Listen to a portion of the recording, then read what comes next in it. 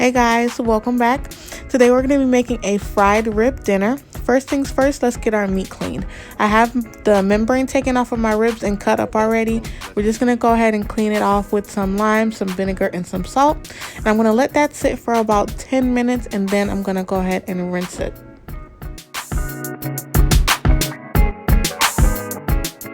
Okay guys, so I went ahead and rinsed off the meat. Now it's time to season. I went ahead and seasoned with some Tony's Creole seasoning, garlic powder. I also added some lemon pepper seasoning, onion powder, and I also went ahead and added some paprika. You want to go ahead and rub that all together. Make sure each piece of meat gets coated in all the seasonings. And once that's done, we could go ahead and move over to our stove. Okay, so now I have my ribs in a pot, guys. I'm going to add about a cup of water to this pot. I'm going to put the lid on and I'm going to let these ribs cook for about 30 minutes. After 30 minutes, your ribs should look like this. You should be able to go ahead and see the bone now. That's how you know they're done. So what we're going to do now is we're going to take these ribs out of the broth that they're cooking in and we're going to let them cool so we can start to fry them. Now, don't throw away your broth because we're going to use that a little bit later. Now we can go ahead and get started on our flour mixture. To my flour, I'm just going to go ahead and add some Tony's Creole seasoning. I'm also going to go ahead and put in some onion powder, garlic powder, paprika, and some chicken bouillon powder as well.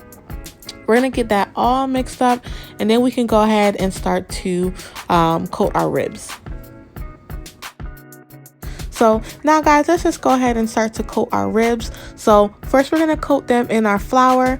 Then we're going to dip them in our egg mixture. Then we're going to go ahead and put it back into the flour.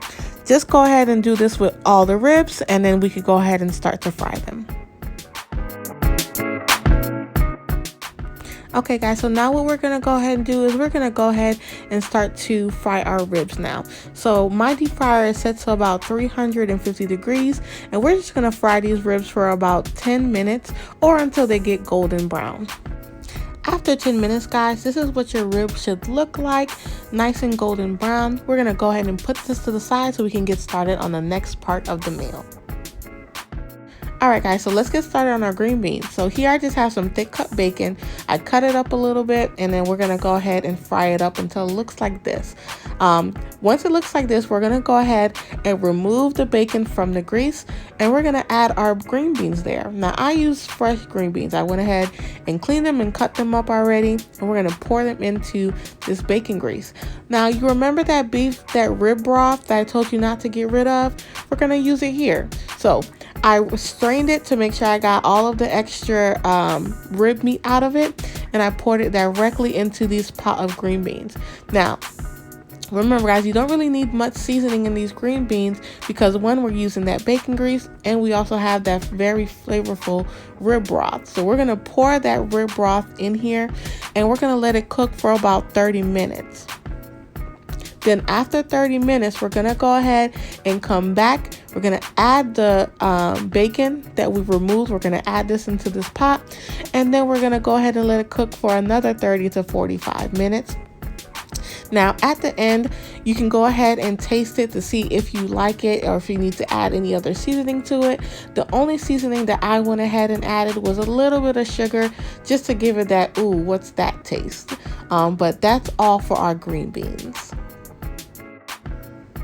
Alright guys, so let's get started on our mac and cheese. To a saucepan, I just have some butter.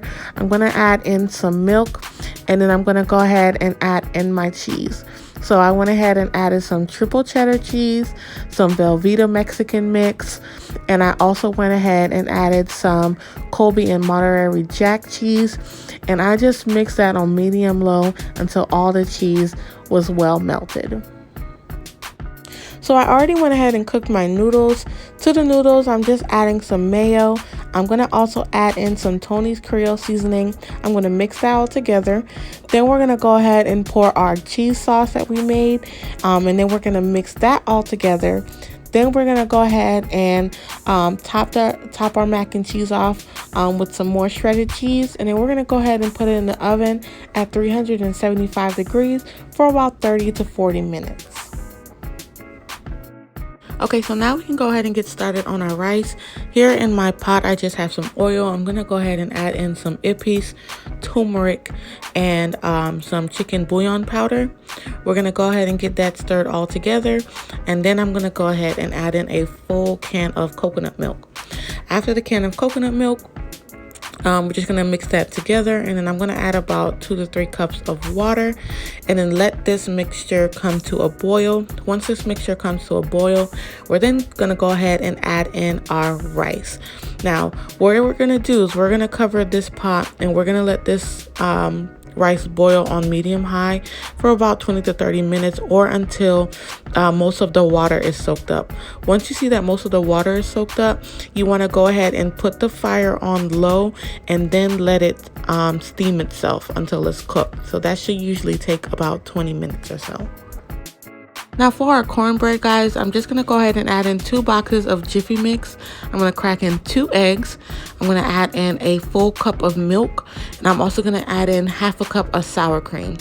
After that, we're just going to mix it together, and we're going to go ahead and put it in our baking pan. I already buttered the baking pan down. We're going to put it in the oven at 350 degrees for about 20 to 30 minutes, or until a toothpick comes out clean. And once the cornbread comes out of the oven, you just want to go ahead and pour some butter on top. I actually used honey butter, and that's it, guys. You just plate everything together. I really hope you guys enjoyed this video. Don't forget to like and subscribe, and I'll see you guys next time.